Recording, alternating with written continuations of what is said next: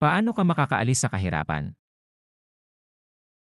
Alam natin na mahirap ang buhay pero alam mo maswerte ka. Alam mo kung bakit, kasi bata ka pa. Dahil ikaw ay nasa paaralan at nag-aaral ng mabuti para sa iyong magandang kinabukasan.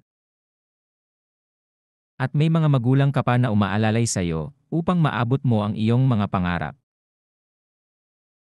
Ngunit, hindi naman natatapos ang lahat sa pagiging bata, dahil darating din ang araw na kailangan mong tumayo sa sarili mong mga paa, upang tuparin ang iyong pangarap na makapagtapos ng pag-aaral.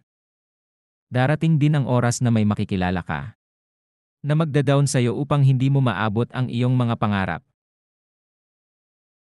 Sila ang mga tao na dapat mong iwasan. At may mga tao rin naman na susuportahan ka, at tutulong sa bawat problema mo, sila ang iyong tunay na mga kaibigan. Dahil sa sipag at tiyaga mo nagbunga rin ang iyong pinaghirapan. Yun ay ang makapagtapos ng iyong pag-aaral at makuha ang diploma na iyong inaasam. Kaya naman ikaw ay nakahanap ng magandang trabaho sa isang kumpanya. Dahil sa sipag at iyong tiyaga sa trabaho, agad kang napansin ng inyong manager sa iyong pinapasukan. Hindi nga nagtagal at na-promote ka sa kumpanya na iyong pinapasukan. Dahil sa pagka-promote mo, kasabay din ito ang paglaki ng sahod mo. Kaya nabili mo na rin ang pangarap mong bahay, magarang kotse, at mga mamahaling Sana damit. all. Pati na rin ang bahay na pangarap ng mahal mong magulang. Isang araw habang nagja-jogging ka, nagkita kayo ng kababata mong matagal mo nang hindi nakikita, at napag-usapan niyo ang tungkol sa isa't isa. Kinabukasan kumain kayo sa isang mamahaling restaurant at agad kayong nagkamabutihan.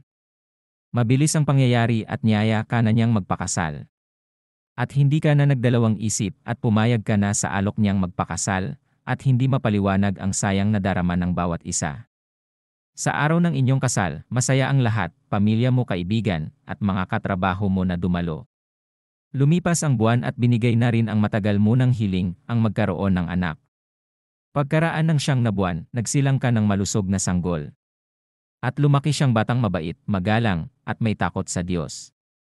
Sa kasalukuyan namumuhay kang masaya, kasama ang iyong pamilya na may pagpapala ng Amang may likha.